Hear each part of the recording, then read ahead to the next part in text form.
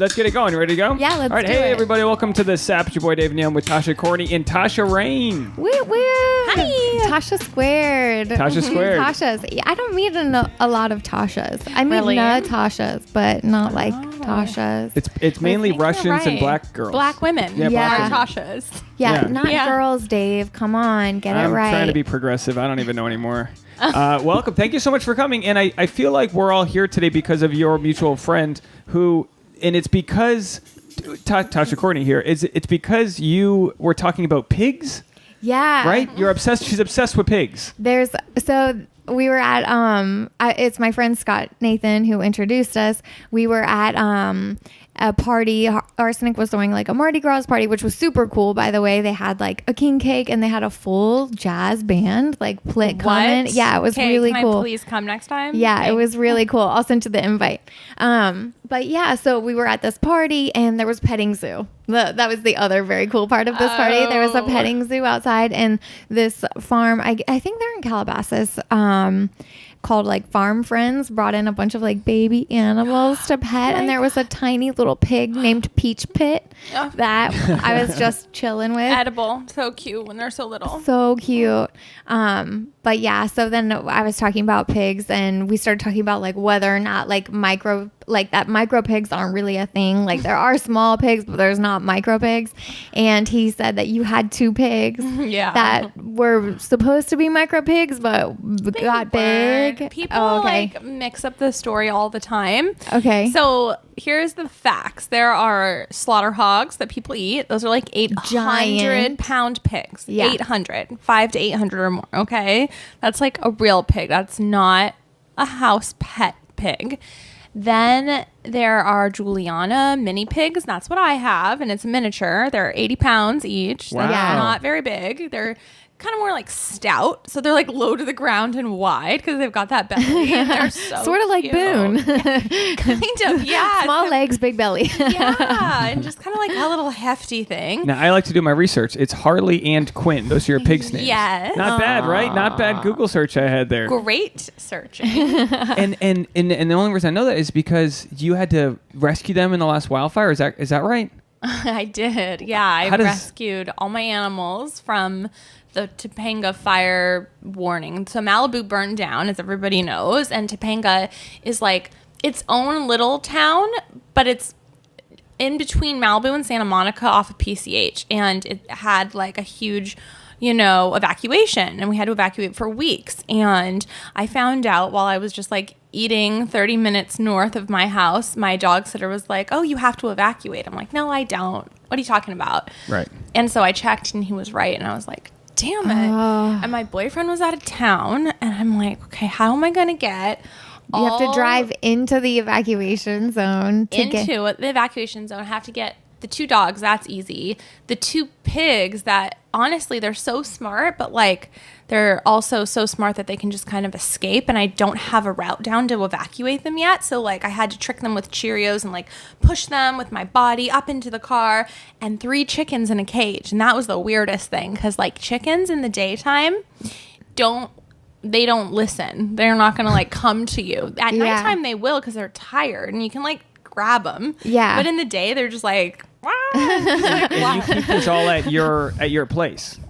Yeah, I have a really unique piece of property that I just recently moved into, and it's like mostly yard. So it's like I live in a little 1920s cottage. It's an old hunting cabin.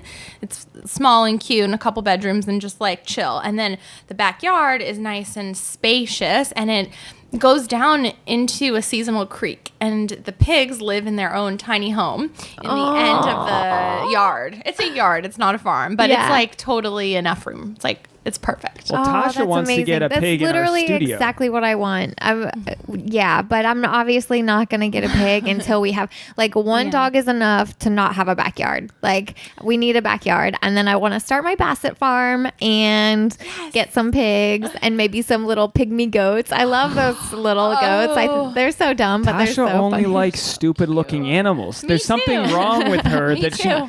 she like a normal Labrador. No, No. ugly. Ew, But yeah. you get get a dog with literally mutant short legs, and she finds it adorable. Oh, and long ears. Yeah, short and squat. That's my style. Now, do you have coyote issues? Is that a thing out there? We've got mountain lions, coyotes, bobcats. I discovered a new one today, a gopher issue. And that's like a sketch. They look like hamsters and they like ruin your garden. That's the thing. So how I discovered it is last night, the dogs were barking and barking, and like we have raccoons as well, and they're really dangerous. They'll just grab a chicken and run. They're crazy. They have little hands. Yeah, they're mean. Raccoons they're look evil. awesome. And you When I can't was little- confront them. And they'll go up on their they'll go up on 2 they like feet. will growl and bark They'll at you. kill you. And they can also they can open a door. Like they can open. Yeah, because they have opposable thumbs. It's I guess they disgusting. they know how to like work doorknobs and cabinets. I love all animals except for raccoons. They have like full hands and evil faces. And I saw one steal my rooster about 6 months ago, Oh right my out. Yeah, gosh. I know it's my fault. Like that, it wasn't more secure. Now they are, but they're still vicious. They'll just, like you said, they'll just open the locks with their hands. Now, But what go are on. the chickens for? My Are they God. for? Are you just for eggs, or what? Yeah. Do you? So you just you need to make some scrambled eggs. You just go out to the chicken coop. This sounds like the Little House on the Prairie here. Kind of. This is like Los Angeles, though. People think of LA as like where we are, which is kind of like the dense city center. Disgusting. Yeah, but it really is. I mean, there's farms, there's all that, and you're really far from us, with traffic. We wise. drove- With traffic, but without traffic, I'm like literally not far. Yeah, But, what were like you when saying? Chickens when you grow up. When I was little, raccoon was my favorite animal. And one day, my grandma's like old house that we kind of grew up in was like huge and had a ton of land. And the people next door to her, they had caught some raccoons on their property. And so my mom and my grandma were like, oh, Tasha loves raccoons. Like, let's bring her over to go see the raccoons. And these raccoons were like in a trap, like a big cage, right? And I've never seen such a violent, I was just like, oh, and then I was like, like so scary. I was like, I'm good on the raccoons. Dude, now. nature will fuck you up. There's some, you know what I mean? Like we were watching this documentary. I think it was in like Brazil it was in India where there was like a black panther just like stole a pig. Do you remember that? Yeah. And the thing, I mean, do your pigs squeal like that? They're supposed to be like the craziest. Like if you pick them up, it's like. Yeah, It's no, like I from don't. years of slaughtering. It's so sad. Is that what it's from? Well, that's what somebody told me, and I believe it because I feel like I've heard all these things about how in your DNA you have like the memory of your Yes. ancestors, which Absolutely. is like so Absolutely. shitty, right? Yeah, no, I was vegan for a long time. I'm not anymore. I have a very limited diet, but yeah, for a long time I didn't eat meat, and I totally heard the same thing that you're eating like their fear. They know what's Exactly. happening to them. Animals are smart. My dog's smart. if an animal's killed like in a non-ethical way, they're like dumping like adrenaline, and you know what I mean. Like even a tuna fish, you can't. It's not supposed to fight when you're pulling it in because it just like burns the protein and it becomes too hard. It's like when like all of that. Look, I mean, we eat meat, but it's like you have to think twice about what you're eating. Do you eat pork or no? Oh no. I know it's probably a horrible. No. It's okay. Like I'm really not judgmental with anything except for the pigs. Like my friends and my boyfriend, everybody's eating, pork around me, but like that's the only thing that like I'll just be like put in a mood about, forever because they're like my kids. They're the third smartest animals in the world, and Wow. Seriously, I think a pig could teach my dog a few things. well, no, they have the IQ of a 4-year-old human child. So I just feel like when people take that from the world, I'm like, what? I know. How? But they're also it's like feral understandable. in Texas. They have to be hunted down because they reproduce. I think when Like they're the only wild 4 months hogs? old. Like when they're like wild pigs reproduce starting at 4 months old, which is crazy. So they just like their litters get like into the thousands, like literally, in a year. Yeah. Like we see that with like these feral cats out there that literally one Are day. you guys from Texas? No, I just knew the facts out there. I'm from Rhode Island and Tasha's Kentucky. Kentucky? Yeah. Oh my God, that's so cool. Do you know anything about Kentucky? Like bourbon? or I've anything? like been there to feature dance like at gentlemen's clubs and like host parties, but only for like a weekend, and it was for near the Derby time. It was Louisville. fun. Yeah, it was just Okay. like, it was a little amount of time. I don't have a lot of knowledge, but I do love any like Kentucky is Midwestern, beautiful. Southern place. And Yeah, it's Now- just a different. It's a different living, lifestyle. obviously, than LA. and it's like funny too. I don't know why. I think it's because like I'm from Laguna Beach, so it's just like a little bit of a juxtaposition. you know? Yeah, We were there over the absolutely. weekend. We were over there over the weekend for a wedding. People listening, it was probably like a month ago, but it's crazy because it's such a different vibe. Like we were at a wedding on the dance floor, and like an R. Kelly Ignition remix comes on, and we looked at each other like, I don't think We're people not play allowed this to anymore. dance to this anymore. And the whole place like didn't give a fuck. They're out there like they're and it's just like they don't think like they don't think like about They don't those live things. in the bubble that we live in. Yeah, like them with the media down your throat and like taking positions on everything. It's like, oh, that must be nice to sort of just live out in a farm and drink some bourbon and not have to overthink it. Which I guess you would say is like a nice privilege to have, but that like ignorance is bliss. That would be like LA jams it down our throats, and sometimes you just have to like detach from all that. But I wanted to ask you this, so because dancing, you do follow like the market, right? Like I've heard like the Republican National Committee will like dancers will fly in because there's like money where like the different events are, like Super Bowl. I mean, is that Oh, something? I don't like dance as a house dancer in a club. Yeah, like they'll just use my photos for like, an event on billboards, and then I come out and I do 2 shows. I don't do this Just like anymore, an by the way, but I appearance? used to do this for like 8 years. Yeah, so an appearance. So like what Kim Kardashian does in Vegas, kind of, except at a gentleman's club, and at regular clubs in Vegas during January, like for AVN. But basically, you just show up on like a Friday and you do a show at like 9 and 12, and then do the same thing on a Saturday, 9 and 12. If you're lucky, maybe like a Thursday, 1 show as well. And you have like an assistant that helps you with your show. And it's kind of like, it can be elaborate. I used to be more elaborate, and now I don't do it at all. And then towards the end, I was like, oh, you guys don't get anything, because it's just like such a mess on stage with like oil or whipped cream or whatever you're doing. And then you sign your autograph and then you leave. So it's a little different than like, I don't know about the Than market. like dancing full time. Yeah, because I don't get to choose. I wasn't like, oh, okay, I want to follow that. Like, it was just kind of like, here's this person, we're gonna book her for an appearance. But I did house dance in LA when I was like 18 and 19 for a second. It was just like traumatizing. I was like, oh, I got to get out of here. But It's just a tough. it's a hustle, and also it's like so hard. Like you really have to pretend When you say house dancing, like you're invested, like a that's stripper. like at the gentleman's club. That's Well, either way, I'm at a gentleman's club. It's just a different situation. Like It's like you have a job there versus you have a job, like a showing 9 to up to a 5. place. plus. Are you Right. paying commission to the house, to the strip club for being there? the club that I danced at, Silver Rain, is in Santa Monica. They got sued like 3 years ago for stealing so much of the dancers' money, and also like running an illegal underground prostitution ring with it.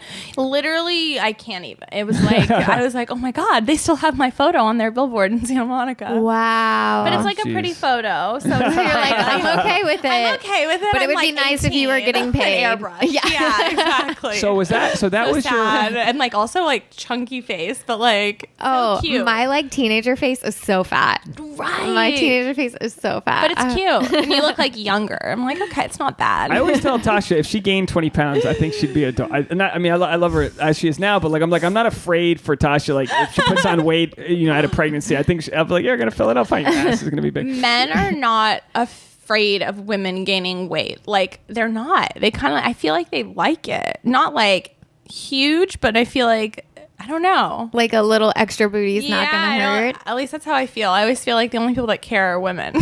Yeah, we're all looking in the mirror at like Psychotic, the tiniest love neurosis, handle. neurosis. Were you able to pick apart like the masculine sort of like brain by working there, just by seeing the way, like the animalistic way guys act, or like I'm telling you, I think that you have to have a different type of personality to succeed at being a house dancer or an exotic dancer. It's just like, that's not my skill set. I have so many great skill sets, but I have a lot lacking as well. And so that's not, no, I never crafted that art. I think that what it is it's like if you're going to be a psychologist or somebody that like can really, I don't want to say fake, but like have an investment in other people.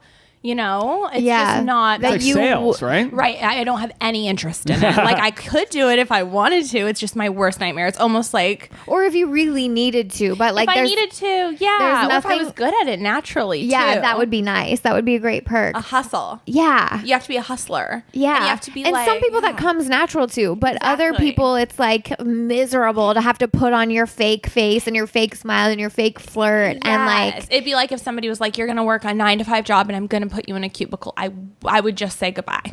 Yeah. Yeah. Like that's how I feel. Yeah, You this know, isn't it's a gonna work similar- for me. yeah. But there's so many, there's so many like theories of how you're supposed to live your life with the 9 to 5. And I went to business school and I was like, oh, I'm gonna be that office guy. Like I realized I wanted to be like the idea of what it was, not the actual thing, because it's horrifying. It's so boring. It's so monotonous and all that. It's just, you know what I mean? I didn't I like mean it. there are certainly Horrifying. jobs like 9 to Horrifying. 5 jobs that A, some people like that, and B, Oh, absolutely. Yeah, Yeah. that's what I'm saying. It's like, yeah. Right, cup but of let's tea. not cut the shit. Everyone most people want to like be their own boss, be their own I thing. don't know. I literally think that there are some people that would rather be told what to do. I have Yeah. that's definitely an aspect of my personality that I don't like to have to be in charge of everything. Okay, exactly. I Me like for too. someone to Yes. like kind of manage me a little bit. Oh, to, I like, want a handler full time. Yes. I never want to think like when I go to a restaurant, I never want to look at that menu. I want people doing it for me. But in a 9 to 5, the majority of your work existence is you being the handler for somebody else. Exactly. And the second you got to go but get someone coffee and all that, and it's like,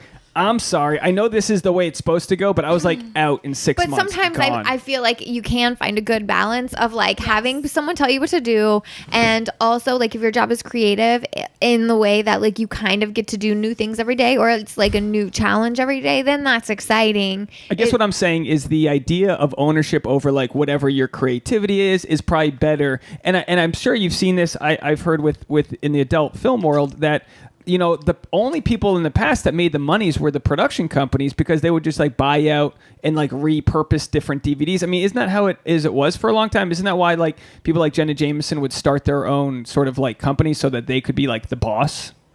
I think it honestly just depends on everybody's situation. I don't know. I think that everybody has like such a unique story and like a different way that they make money right now.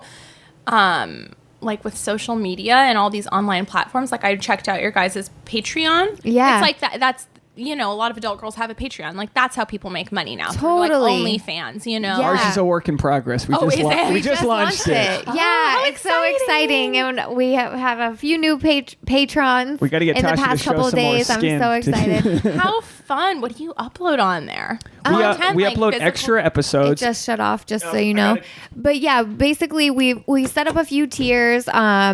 We do like bonus episodes every month. So like this will go out on iTunes and like anybody can listen to it. But a lot of our people, I mean, we've been doing this for almost 5 years now. The podcast, And the Patreon's only 6 weeks, and we'll upload like full episodes of full stand-up shows. Like we do a monthly stand-up show down the road, a mimosa show. So it's like, What? I'm Yeah. coming. yeah, please come. Please come. Yeah, it's a The lot of coolest fun. thing. It's once a month, and then for people who can't come, they join the Patreon, and they Where? get it's at a little comedy studio. It's like a private spot. It's like a 30 And wait, seater. you guys are like funny? I'm not. He is. I do stand-up, But like we so have I a lot of. hosted and Oh well, my god! And wait, do you do stand up? No, Oh. I am terrified What are of you the doing spotlight. then? What do No, you do? I don't do anything. I like hand out dildos sometimes because like Adam and Eve will like send us stuff like as a Oh. sponsor. we'll pass so. out like sex toys during the show. No, but as, like, I'm just there for no reason. She's the But mascot. we happen to have a lot of comedians come on the podcast, so it's a lot of Cute. times we're featuring past guests on the stand up show. So like they're going because they're comedians too. Of 10 people go up and do a set, and it's a fun just like little private event.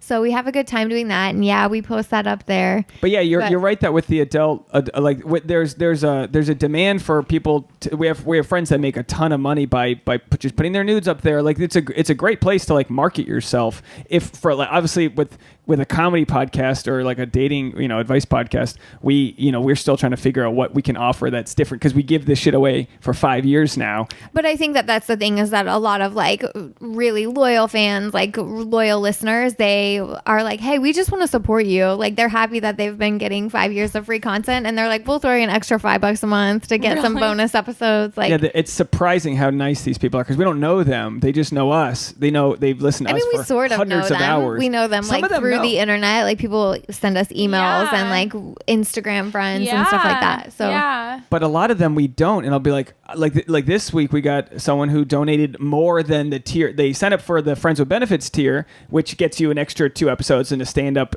show and a few, and then they just donated more money after that. And I was like, Jesus Christ! Like these people. I mean, they wrote a comment. They just said, look, well, like I believe in you. I just want you guys to succeed, and it's just a little bit of like courage to keep us going and to keep the Yeah, because for all this time, this podcast has just been like a passion project. It's doesn't generate money at all. Like it's definitely a money suck, like a money pit. I think that's most podcasts. Most podcasts. Yeah, that's but it normal. does get, it's nice to have people say, hey, we like what you're doing. We want to hear more.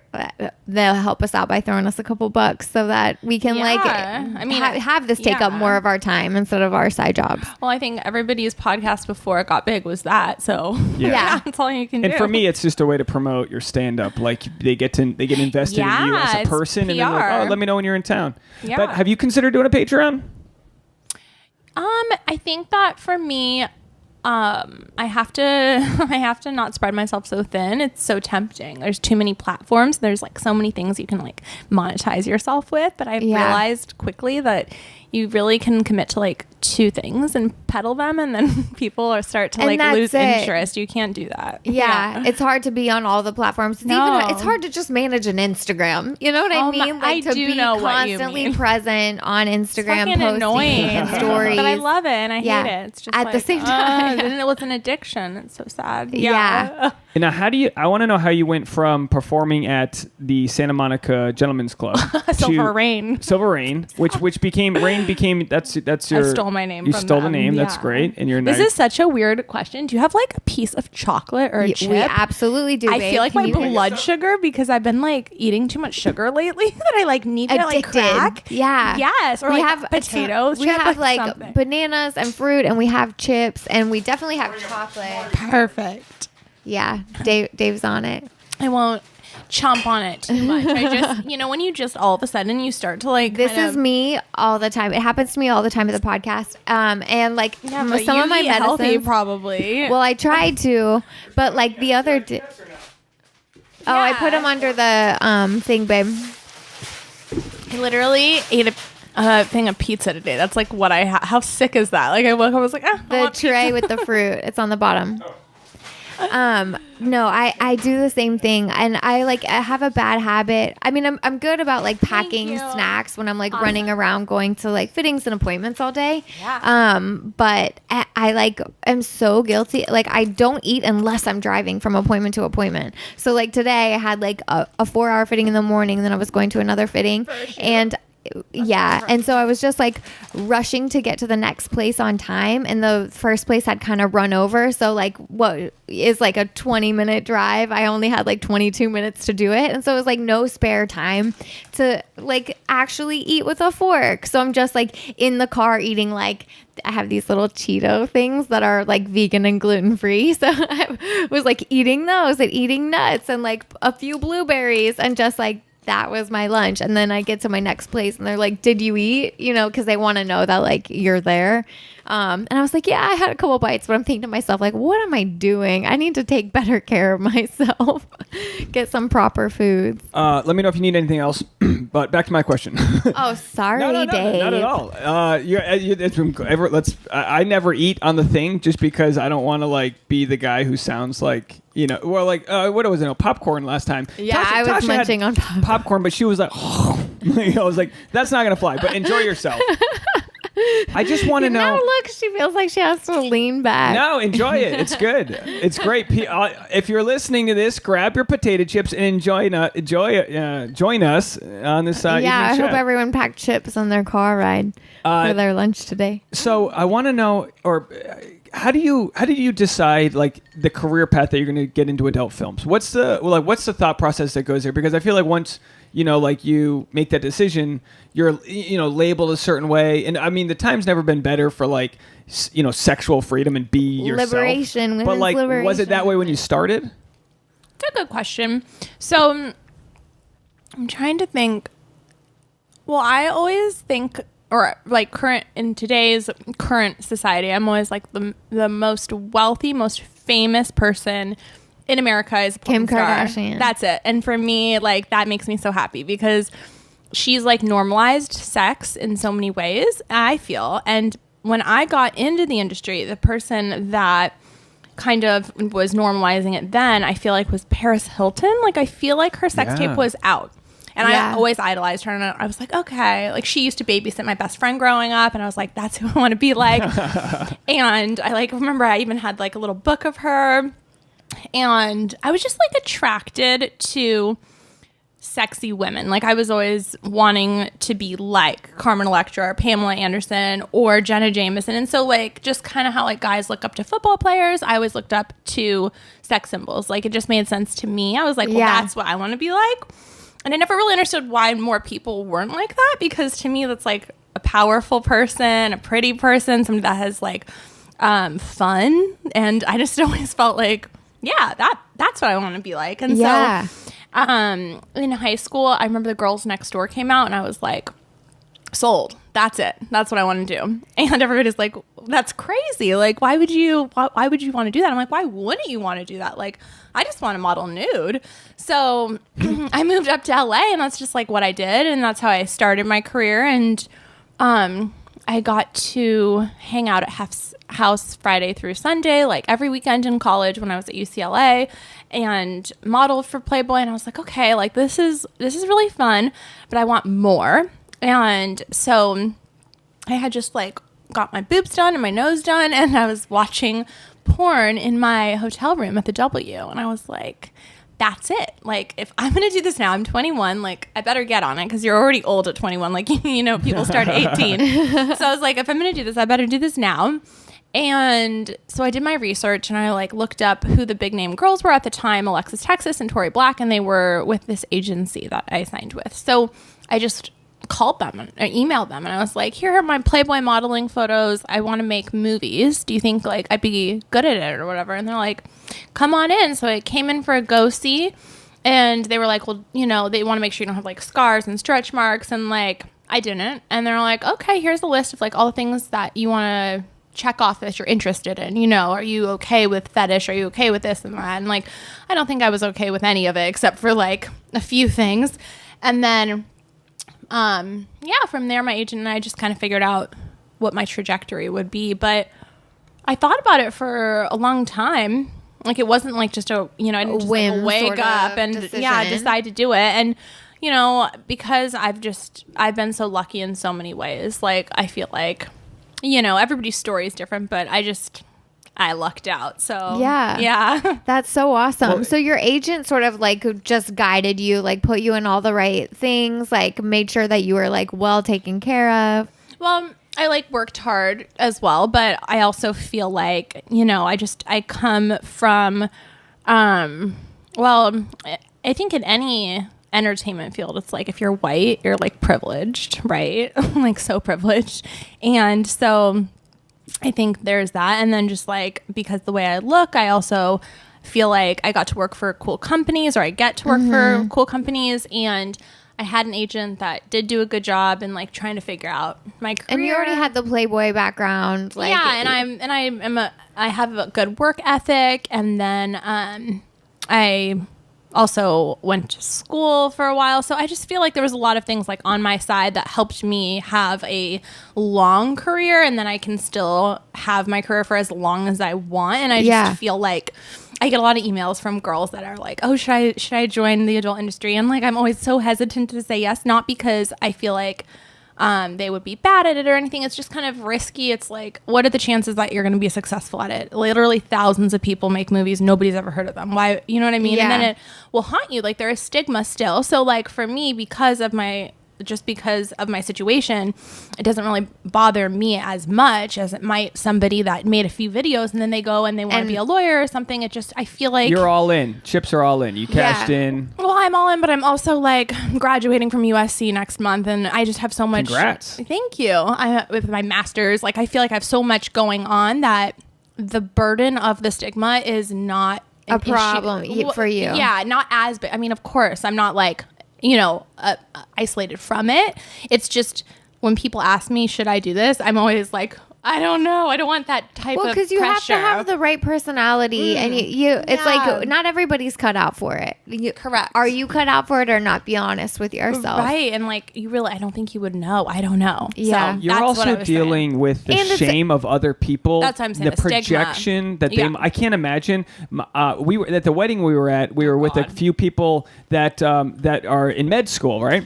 And some guy goes, "What do you do?" And I go, "Stand-up comedy." We're in Kentucky. You know what I mean? Like I'm not. I have the dilemma: do I lie about what I do just so I don't have to answer more questions? And the guy goes, "Really?" And I was like, "I could tell you I'm in med school if that's what you want to hear." And the guy goes, "Oh, you're in med school?" I go, "No, I'm stand-up." Like, he was like bummed when you know what I mean? But it's like you have to deal with people being like, "I hope you're gonna make it." Oh, that must be tough. And I can't imagine. I can't imagine what it must be like. Yeah, you're a stupid whore. There's more what they say to us. So I'm sorry. Yeah, I never feel bad for guys. I'm like, guys. Yeah.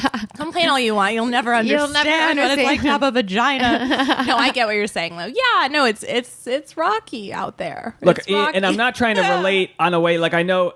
What I have to deal with is like my own sort of Catholic guilt of like, I'm not doing the traditional thing, but I'm just, there must be a lot of people that they just can't process that you're like an independent woman who wants to be in the adult film world. No, the and shame is very is treacherous. Successful. It is a treacherous shame. That's why I'm trying to communicate, but I also don't want to, ever make people feel like the shame won, Yeah. So right. It's tricky. But I feel like that probably is like just modeling in general. I mean, I model for stuff all the time. This is still a very similar stigma.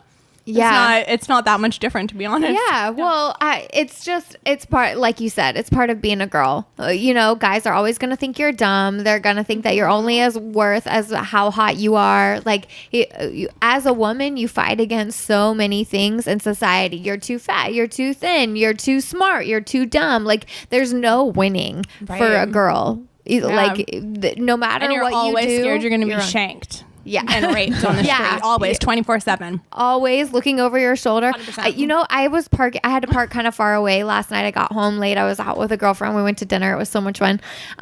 Where'd you go? To Margot in Culver City. I just went on Saturday. Yeah, Sunday. I delicious, right? Had the yellowtail crudo, unbelievable. Really good food. Really good food.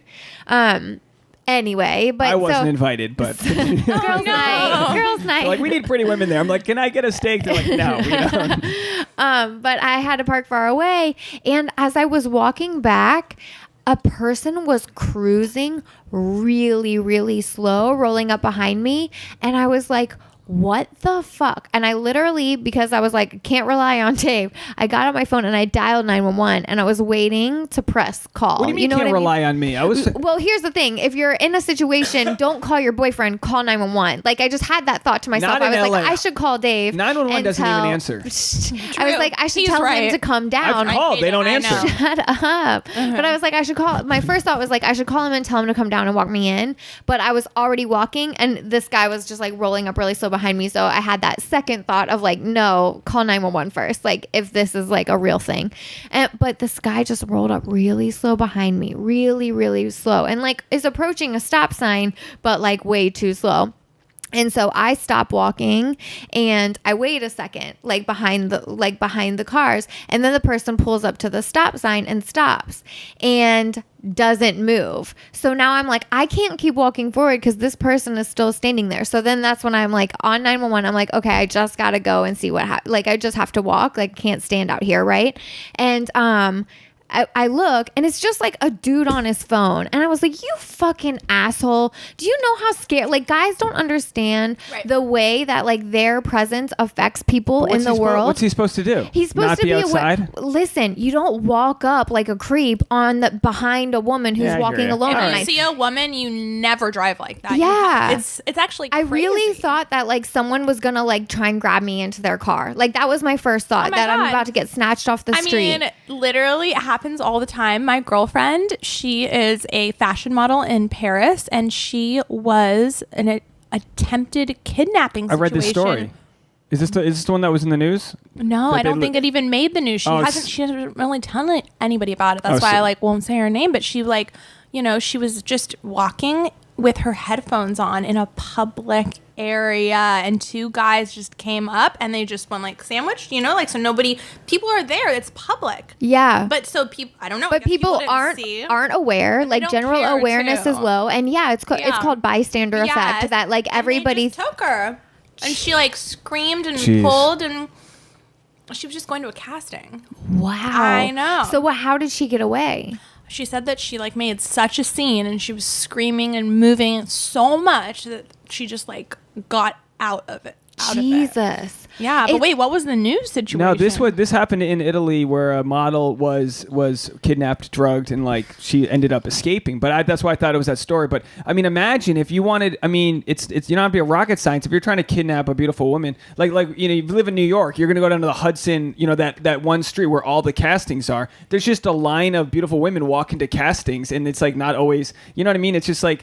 Yeah, this is the fucking world, man. I mean, it's crazy. Well, but it's also that's the world that we live in.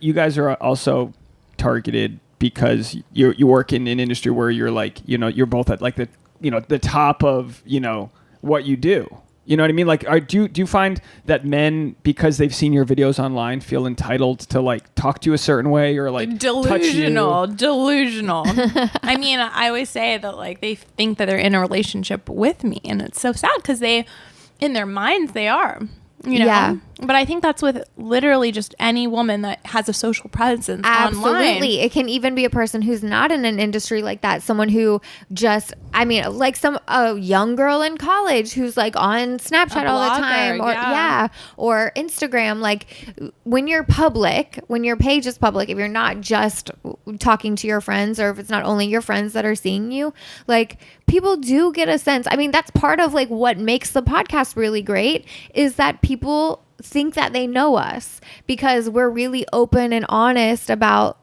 ourselves. We talk about whatever. There's not much that's off limits. We're all about sharing. So we're just in the business of sharing sort of ourselves. But like, that's... But we don't attract the type of people. Yeah, well, obviously we attract good people, but like... If someone's like, I mean, they'd have to listen to us for 400 hours. And like, it's just, you're not getting off by listening to us. But the point is that like, yeah, but just social by looking media, at a photo, that's what they do. Yeah. I mean... But social media is so like real these days with stories, especially like Snapchat and stories is like, it's so much of your day-to-day life and exactly who you are and more conversational, and there's a lot more back and forth. I don't know. I just feel like that it's perfectly plausible that there are people out there who aren't exactly all there that think that they're your girlfriend. I mean, that's like why I don't feature dance and host parties anymore, because people were too entitled, and even with a security, it still wasn't working. So I was like, all right, I'm out.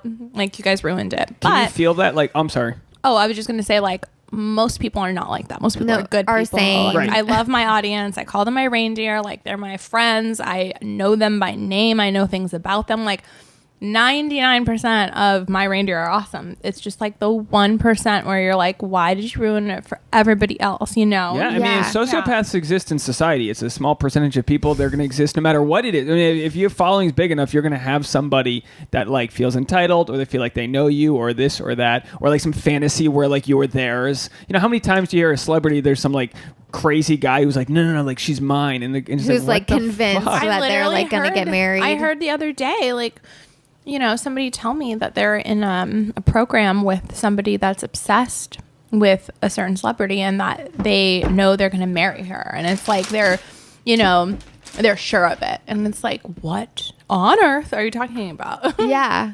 Yeah, but obviously that's a small percentage of people. like Most people are nobody. super chill. Everybody's chill. But it only takes one. It only takes that one Ariana Grande Well, fan. that's the kind of person that you're worried about rolling up on you at 10 p.m. on a dark Will you please night. call me next time? I was sitting here waiting for you. No, I mean, it all turned out fine, but I just couldn't believe like the lack of awareness that some men have for like how to operate in the world. Meanwhile, like we've got our antennas up all the time. But ignorance is a two-way street. Like a lot of men don't realize their size or what. Like if we're fighting, I don't think I'm some powerful guy who's like can hurt you. I'm just like a 7-year-old who's like, I just want to make you happy. You know what I mean? Like you're like most But people. that's just, you're just coming from such a place of privilege. Like we've been forced to like think about how we impact other people because we know that like women know when they're fighting with a guy that they have to be like extra gentle with his feelings so that like things don't get out of because control. he's more Like, physically we're dumb. just conditioned from birth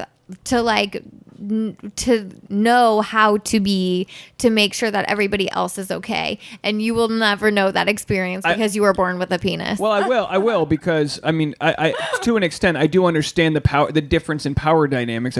There are bigger men. I know I can't be like, dude, fuck you. Like I can't be like if a guy to grabs some your. 6'6" guy. At some point, remember that guy to like walk us away from a fight? My cousin tried to start a fight with this guy, and it was like these were MMA guys. You could see the cauliflower ears. You knew these guys were gonna fuck people up, and it was like, look, I'm not fighting over this bullshit. We're getting out of here. You know, you just have to know like you have like a split-second decision.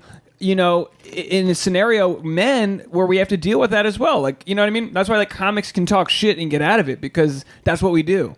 We don't fight. We talk shit. But do you ever think about the opposite, like that you might be intimidating to somebody, so to just like keep it chill, to not? Well, yeah. I mean, I'll come on stage and say something like if there's a heckler who's been heckling people all night. Say this woman has been heckling everybody and she's horrible, and every comic goes, oh my gosh, this fucking chick is just the worst. It's ruining everybody's set. Everyone's worked decades on their shit, and this chick's just you know. And then if I come on stage right away and be like, listen, you bitch, like everyone's gonna hate me, even though I have a valid point, you know. But I have to like win the audience over, and then be like, listen, lady, or like I can't even talk to the lady at this point. It's so heated. I have to talk to the guy who's with her and be like, why do you let your lady do this? You know what I mean? Like you have to like learn how to frame situations so you're not the asshole, because then you lose. You know what I mean? Like there's Sure. That's what it is. Yeah, sure. I got called racist. Some lady last night said my shoes were racist, and I had to then not go nuts on her at the beginning of my set because she didn't like my New Balance sneakers. I'm so ready for you to get over this. Literally. What shoes? I want to got hear. some red New Balance. Super far left people think New Balance is racist because their VP said he was excited for Donald Trump's new tax plan in 2015. It's a whole thing. It's just you know. Anyway, I have a few questions not about that. Not about No, shoes. but you I have New Balances. I was just curious. I'm like, what? No, I it's wanna know insane. what No one. stigma I'm rocking on my feet. New Balance is an American company. It's one of the best companies to work for. It's made in Maine. Don't worry about your New Balances, but some people are so far left out here that they're going insane. But to answer your point, like I won't understand how it always is to be feared, but I'm not a top dog. I'm not at the top of the parent. It's completely different when we're talking about gender versus like size. Like it's not comparable. It's like apples and oranges, but we understand that you're trying to empathize. But you'll never even come close. But we do understand. And just like I will never know what it's like to be a black woman ever. Yeah, never. There's nothing in my life that could happen to me. You can try to imagine, but you'll never truly understand. And it's not like I'm saying that something horrible is not comparative to that of something horrible of somebody else. It's not what we're saying. It's just if you are not a certain race or gender, then we'll just never know. That's all. Yeah. And trust me, I wish I could have been out there to walk you inside. That's my whole point. Is why are you on the streets alone at night? I know. I just stayed out later than I meant to. There were no good parking spots left. I had to park far away. I parked on top of a pile of construction trash, and I was just like, I really hope there's no nails in these trash bags that I'm parking on top of right now. Like literally this morning on the way to my job, I was like, oh man, I forgot to check and see if my tires are okay. Like that. There's so much parking here though. Except, right now. Yeah, for right now is great. There's a lot of parking. It's a school zone, so in the morning, good luck. Like a certain time. Yeah, you just have to move your car by like 5 or 6 in the morning from the school zone. So like it's great during the day or the evening. Trust me, on behalf of all the men listening, they don't care about how easy the parking was. They want it. No. It's totally fine, and I'm glad you guys put me in my place. I mean, honestly, though, LA is crazy for parking. Like, you cannot park in LA County. It's a real issue. Yeah, every time I go to a job, just like today, you text me and you're like, "Oh, I'm gonna be there in 20 minutes. What's the parking situation?" That's literally me at every job. Like having my agent check out, where's the parking lot? Do they have? That's why that guy was creeping slowly. He was just looking for parking. Now, the questions I have, I got a couple more questions before we're done here because time's flying. How, everyone who goes to their jobs has days that they're happy to work and days that suck. You know what I mean? How do you go into that? How do you wrap your mindset around jobs that you want to be at and jobs that you don't? Because it's like, come on, they can't all be fun experiences, right? Well, now, because I've been doing this for so many years, it's almost a decade, I only put myself in situations that are fun, good. I don't want to say perfect, because nothing's perfect, but like you get pretty close to perfect situations. Good for you. Yeah, but I mean, that comes with its own set of issues, right? You're not going to work as much. People are going to know that you speak out. There's like so many things. So basically, at the end of the day, my solution is just like, if I want to shoot, I just make it happen myself, and I'm just like producer, director, and anything else I want to be, because that's kind of the only way you're ever going to get a situation where there's a guarantee. You're going to be like, I hired these people. Yeah, I'm the boss. For the most part. There are companies like Greg Lansky has a bunch of companies like Vixen and Blacked and Tushy.com, and they're all like super, super high end. And for the most part, like that's going to be a good day. So I feel like it's just kind of a matter of, unfortunately, like trial and error and figuring that out like the hard way. And you're like, okay, well, there's only certain directors that are, people I want to work with, only certain performers I want to work with. You always want to work with at least one of them that you want to make sure like a director or a performer that's on set.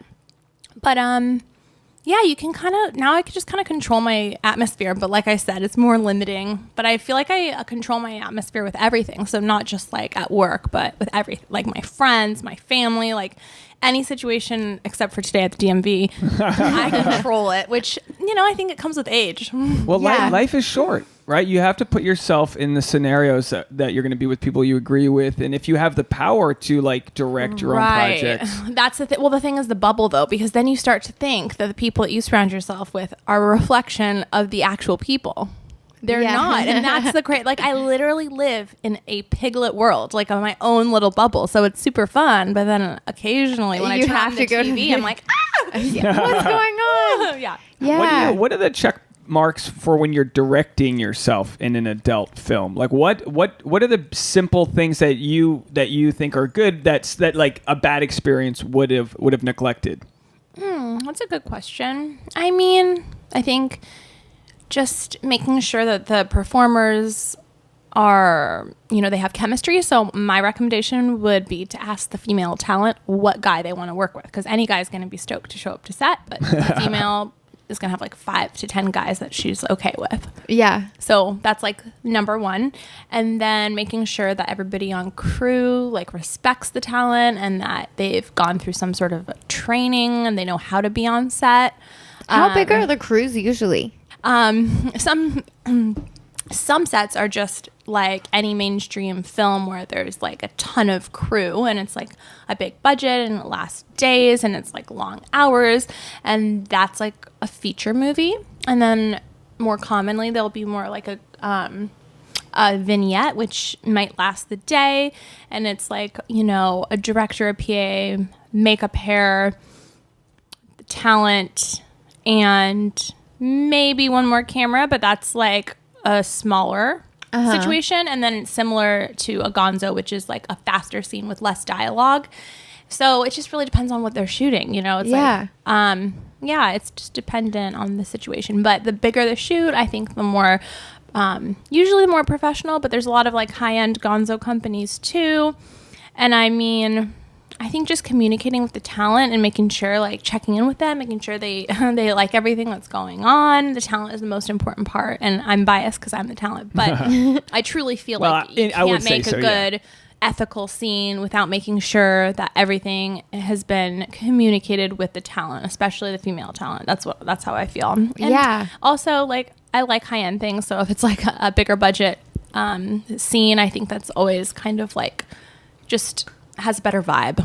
Yeah. Yeah. Yeah. Now, what would your Hall of Fame video be? Your fondest that you've ever, you know what I mean? Like, do you have like a? I hope I haven't even made it yet. Like, Oh, nice. I kind of want to make a new, like I haven't made a new, they're called showcase movies where all the scenes are of the one performer in like literally a year and a half or longer, which is quite a bit of time. So I'm ready for my next one. And so I think I'm going to make it after graduation in May, and that can be my Hall of Fame video. Nice. Cool. Can Are you like coming up with the ideas for your scenes, like sort of like writing, directing? Are you gonna like wear all the pants?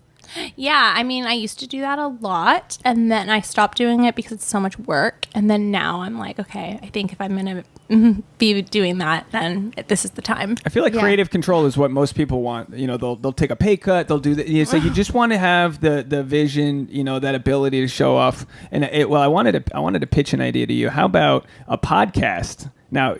Where you're being interviewed by like some NPR guy, he's got the glasses on or whatever, and then This is your idea. this is my idea. But like I'll give you the rights to the sap if you want to use this sap. Get some brand logo in there.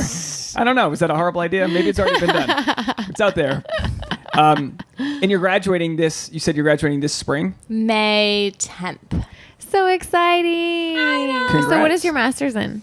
Specialized journalism. Okay. So my thesis is a book proposal, and I was actually just writing a chapter that sounded a lot like the question that you asked about, like how I got in. And it was quite captivating in print. I feel like you're either a better writer or a better speaker. You know what I mean? Yeah. I'm a better writer. You think so? Well, you're a great speaker. You must be a fantastic writer. Thank you. I'll take it. Now, you were. I saw a CNN. I think I was like on your Instagram, and you had the highlights, and you had a CNN interview that you did about. Was it about consent? About like the proper ways to sort of like where are we in today's world with how? Because men out there in most cases want to just do the right thing. You know what I mean? I think so. But like I also don't think men can say, should I kiss you now? Like I think that women still want a primal like understand my cues type of thing. Do you know what I mean? I mean, I think that's probably up to the woman to decide. I mean, I think there's like nothing more attractive than a guy checking in and being like, can I do this? Can I do that? I think that's extremely important. But, you know, I think that consent is not only verbal. So yes, you can listen to somebody's body language, and at the same time, it's just kind of like a less solid platform. If you know them, it's different. If it's your girlfriend, it's different. If you just like that CNN thing had to do with a fraternity situation. I was going to frats and talking to like the younger guys about consent and about just like approaching women. And they're younger.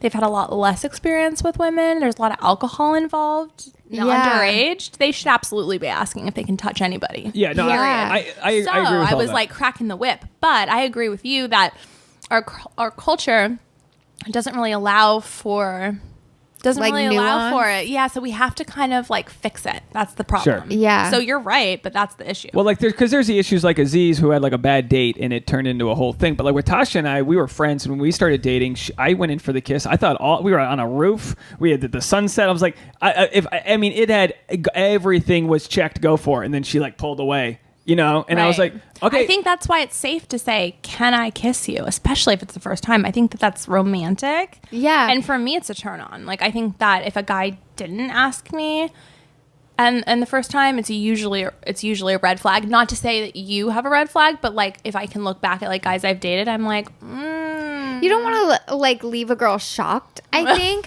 I don't know. It's like I hear this from guys a lot that they're like, oh, well, it's not sexy, but just ask her. That's the issue. But Yeah. I think you're right. I think Yeah.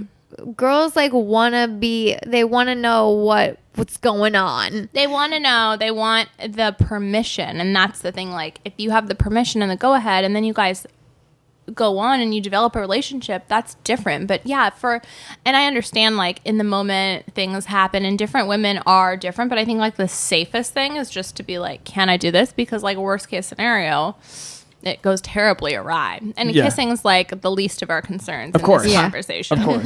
No, but that's really great that you've talked to fraternities, because like I've got a brother in college and another brother in high school. And it's Really? like, yeah.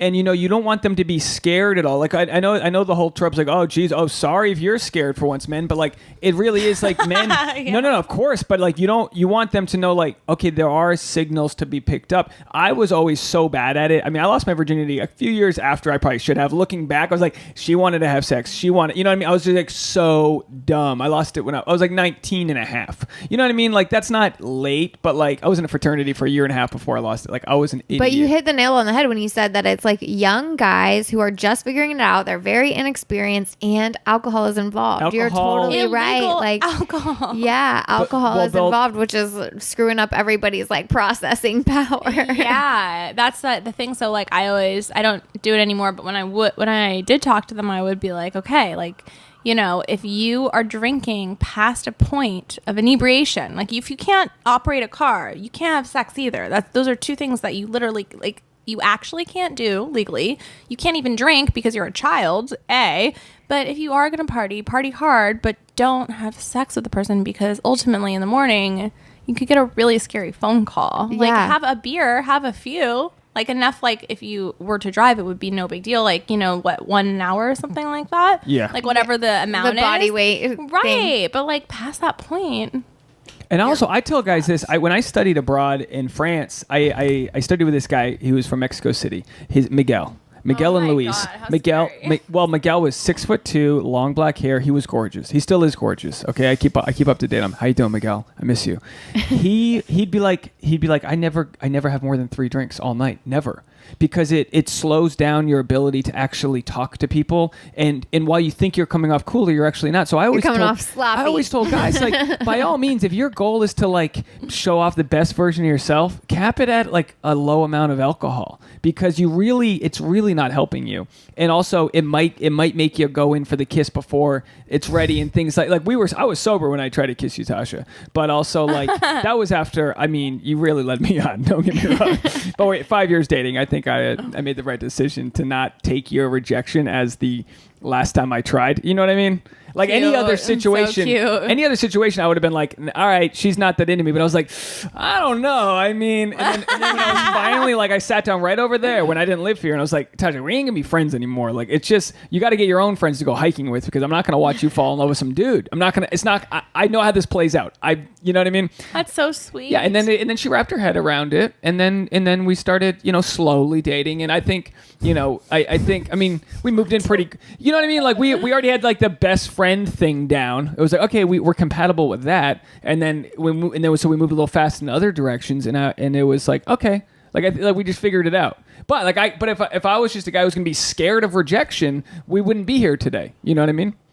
I Yeah. love that. That's so sweet. Yeah. Sometimes, especially like, if you are a woman that gets a lot of attention, it's an easier trajectory to have a bestie and then turn them into something more, because you can like trust them and you're like, okay. Well, you get they're to not a build that stalker. foundation of friendship. Yeah. Like that's really important to me. Like someone's good intentions, someone's heart. I don't know. I love to take it slow and like get a better read on somebody. It must be Yeah. tough too that you guys are, targeted sexually. Like, man, no, I don't have a bunch of women that want to be friends with me because they want to fuck me. But the second we got official, all of her sort of guy friends disappeared. You know what I mean? Well, yeah, because that is not why they're around. I've been saying that since I was like 10. Now tell me about. Like I know what the deal is. No, I know. And I always find it so weird if I'm dating somebody and they have friends that are girls. It's literally more than a red flag. It's like, it couldn't be worse. I'm like triggered. I'm like, this is psychotic. Like, you are not friends with these people. That's a Yeah, scam. it's interesting. I mean, you really don't have girlfriends, and I really don't have I guy had plenty friends of anymore. like stand up last night. Like I was with like, Casual, yes. but we don't go out. Like I don't. You're not like calling and talking on the phone every day. That's the Ding, thing. ding, I ding. feel like someone was just asking me advice about that sort of situation recently. That like, where would I have heard this? I don't know, but like somebody was a girl was saying like, yeah, my boyfriend has this person that he talks to all the time. They literally call each other all the time, and I was just like, red flag. Ain't right. Like, it's perfectly fine. It's perfectly fine to like have old friends that like you stay in touch with, and like people that you see on occasion. Like, nothing wrong with going to dinner with old friends or getting a coffee or whatever, this and that. But like, if you're checking in every day, that's like as much of a relationship. There you go. I was like gonna say the same as thing. your primary relationship. I would like care more if it was emotional. I'm Yeah, like, interesting, hey, right? Yeah, you want to go hook up one night with some weirdo, go for it, but like, do not call a girl every day. Do not wish her a happy birthday. Do not. Now, I wanted to ask you. We'll wrap this up because we're almost at an hour. I wanted to ask you, what's the conversation? What's the communication like with your boyfriend? I mean, I'm sure there's two types of guys that either you can deal with a strong independent woman who works in adult film, and then the guys that can't. You know what I mean? Oh, interesting. I mean, a guy can either That handle sounds it. like a rap lyric. I do spit some bars, Like but, a Nicki Minaj rap lyric. I mean, how do you have to be extra communicative with like what you're up to? Oh, interesting. Well, honestly, I've been really focused on grad school, and I haven't really been catering to my work side as much. So I feel like he's kind of lucked out. Like when I've been dating him, I'm just like in school mostly. And then when I'm not in school, I'm at his house. Yeah. So, but he knows what I'm up to. And we have had a discussion, and he just told me that he was happy for me to be happy, and that even though he's probably not going to want to ask a bunch of questions about my day on set, that like I've been doing that my whole adult life, and who is he to say anything about that? This is something that you love to do. That's my job. Yeah. I think he's more than okay with it. I mean, that's the communication that we've had so far.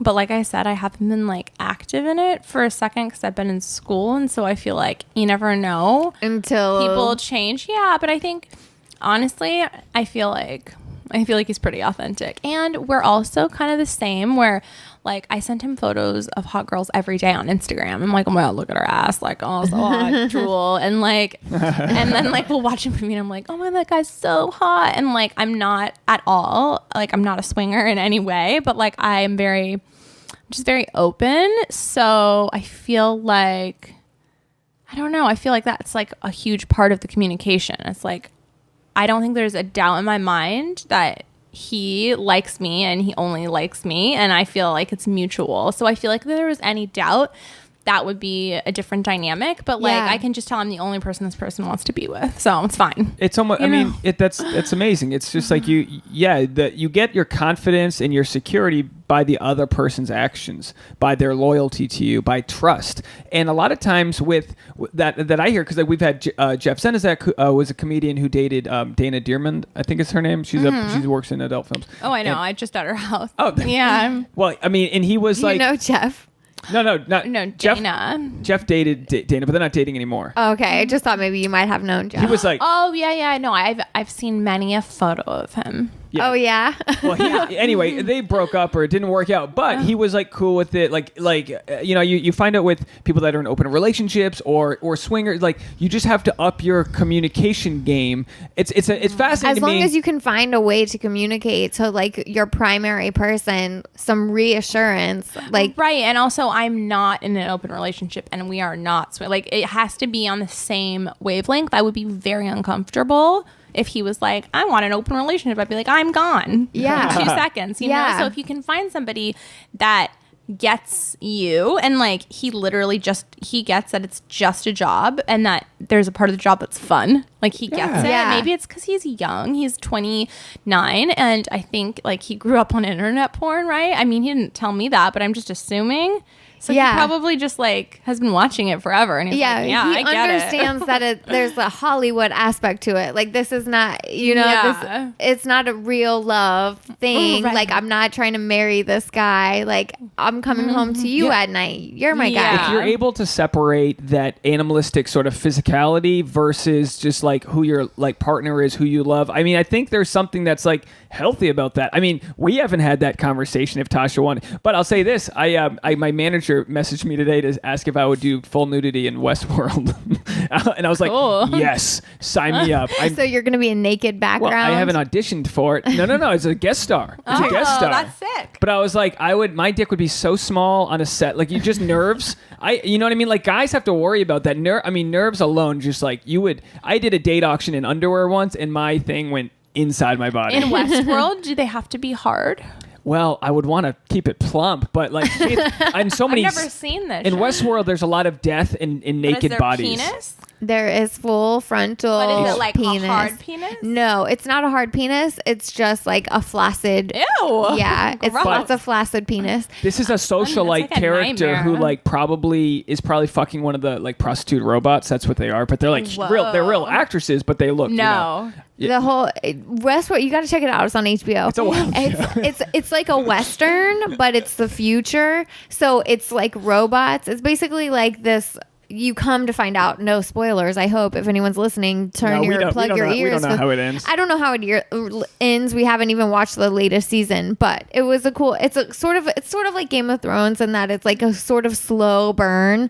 And we watch a lot of stuff at night because it's the only time we have together. So we like pass out. We'll watch like 15 minutes and then pass out and like have to it'll take us like a week to watch an episode. Yeah, you wake up and the robot's been fucked, and you go, "What did I miss? What the hell's going on?" But anyway, They show sex? Yes. They show, I mean, not it's like HBO. not full. So that's why you're getting like insertion. full frontal dick. Softcore though? Yeah. Not even really It's- soft. no, it's just they'll show penis. They'll show full female. No, but when they have sex, what happens? Is it softcore? That's a good question. No, you'll see a baller here and there, but it's But still. have there been some rape Yeah, but scenes though? No, but I mean, do you see you see them having sex? You see two people having sex. You just don't see you don't see any Yeah. vagina. yeah, Going in insertion. exactly. That's what softcore Yeah. is. Okay, yeah. Yeah, like boobs. Oh, full tits, and then Yeah. you'll see a ball. You'll see a Oh. ball or a dick, but like Curious. not. Yeah. So anyway, But the fascinated.